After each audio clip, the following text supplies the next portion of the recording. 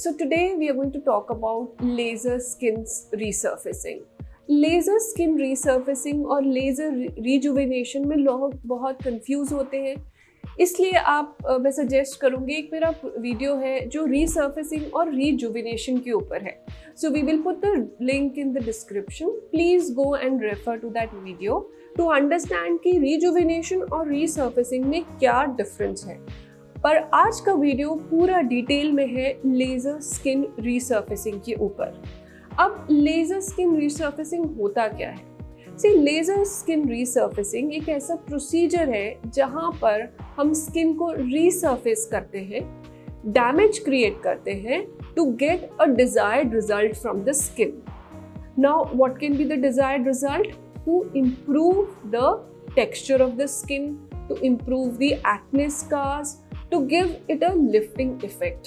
So these procedures are called as laser skin resurfacing.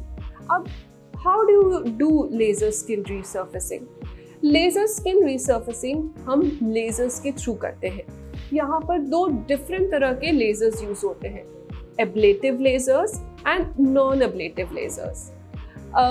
अब इसको मैं आपको बहुत सिंपली समझाऊंगी. उससे पहले मैं आपको स्किन की लेयर्स के बारे में एक छोटा सा रनडाउन देती हूँ. बेसिकली स्किन की 3 लेयर्स होती है. Outermost layer the epidermis, the second layer which is the dermis and the third is the subacute, यानी सबक्यूटेनियस लेयर. सो जो एब्लेटिव लेजर्स होते हैं वो क्या करते हैं? एपिडर्मिस को डैमेज करते हैं, मतलब बर्न कर देते हैं, रिमूव कर देते हैं. डर्मिस को हीट अप करते हैं और तब हमें डिजायर्ड रिजल्ट मिलता है. डिजायर्ड रिजल्ट मतलब कि हमारा कोलाजन बूस्ट होता है. कुछ टाइम में आपका एपिडर्मिस या ऊपर की लेयर पूरी वापस बन जाती है एंड स्किन आपकी टाइटर और इवन टोन्ड दिखती है.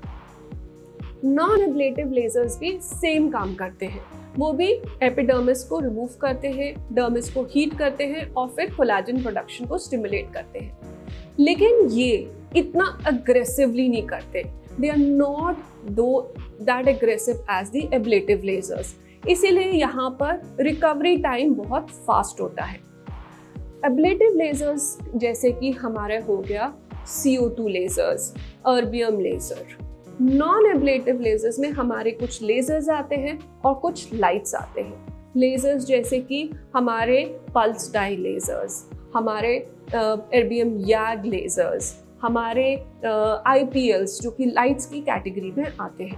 सो ये सारे हमारे नॉन एब्लेटिव और एब्लेटिव लेजर्स की कैटेगरी में आते हैं.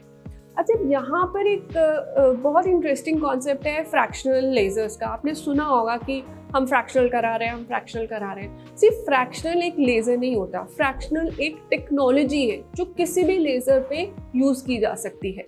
फ्रैक्शनल टेक्नोलॉजी का मतलब कि फ्रैक्शंस में काम हो रहा है, यानी कि कुछ एरियाज डैमेज हो रहे हैं और कुछ एरियाज आपके अनटच्ड, यानी कि उस पर कोई भी काम नहीं हो रहा. अब ऐसा क्यों?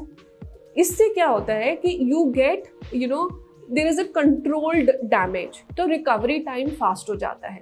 सो फ्रैक्शनल CO2 भी हो सकता है और फ्रैक्शनल टेक्नोलॉजी किसी भी लेजर्स के ऊपर यूज की जा सकती है. सो फ्रैक्शनल CO2 बहुत ज़्यादा कॉमन है. सो फ्रैक्शनल लेजर्स का ये मतलब होता है.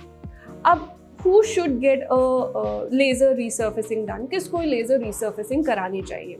फिर लेजर रिसर्फेसिंग उन लोगों को करानी चाहिए जिनको फोटो डैमेज स्किन है या सन डैमेज है स्किन में, या उनकी इवन टोन नहीं है स्किन में, कुछ अनइवननेस है स्किन में, जिनको mild to moderate acne scars हैं, वो लोग इस चीज़ को करा सकते हैं. जिनको फाइन लाइंस की इशू है, जिनको सैगिंग स्किन में थोड़ा सा इशू है, so those people can go for the laser skin resurfacing. And who should not go for laser skin resurfacing? Those people who have taken, who are on isotretinoin for acne issues, they should not go for laser resurfacing immediately.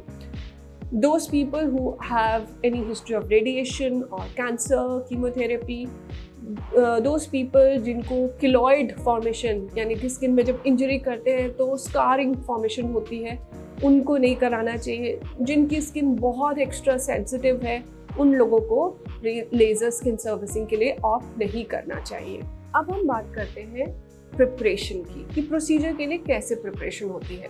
So once you have decided to go ahead with the procedure, after understanding की expectations क्या हैं और आपकी कोई कॉन्ट्राइंडिकेटरी history नहीं है, आप procedure के लिए ऑप्ट कर सकते हैं। So on the day of the procedure आपका फेस क्लीन किया जाता है, कंसेंट्स लिए जाते हैं, फोटोग्राफ्स लिए जाते हैं और उसके बाद आपको आपके फेस को नंबिंग क्रीम से कवर कर दिया जाता है। आफ्टर अबाउट 40 to 45 मिनट्स आपके ऊपर एब्लेटिव या नॉन एब्लेटिव लेज़र जो भी आपने चूज़ किया है वो परफॉर्म किया जाता है।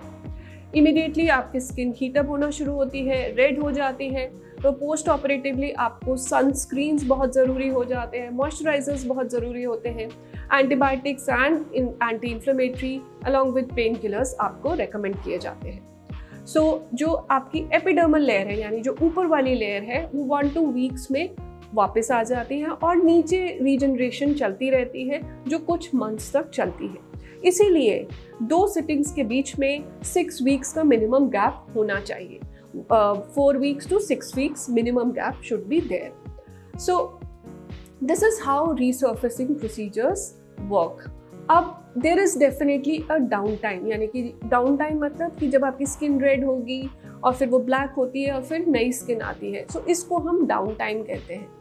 अब डाउन टाइम अगर आपको मतलब you should be very well inform कि इन प्रोसीजर्स में डाउन टाइम होता ही है। नॉन एब्लेटिव में थोड़ा कम होता है, एब्लेटिव में थोड़ा ज़्यादा होता है। So you have to understand कि आप क्यों ये प्रोसीजर करा रहे हो, उसकी क्या एक्सपेक्टेशन है। यूजुअली रीसर्फेसिंग प्रोसीजर्स फाइन लाइंस पे ज़्यादा वर्क करते हैं और एक्ने स्कार्स पे ज़्यादा वर्क करते हैं, रिंकल्स पे इतना वर्क नहीं करते। So make sure that you take a inform decision, यानी सारी चीज़ें समझ के ही आप लेज़र रीसर्फेसिंग प्रोसीजर के लिए जाइए।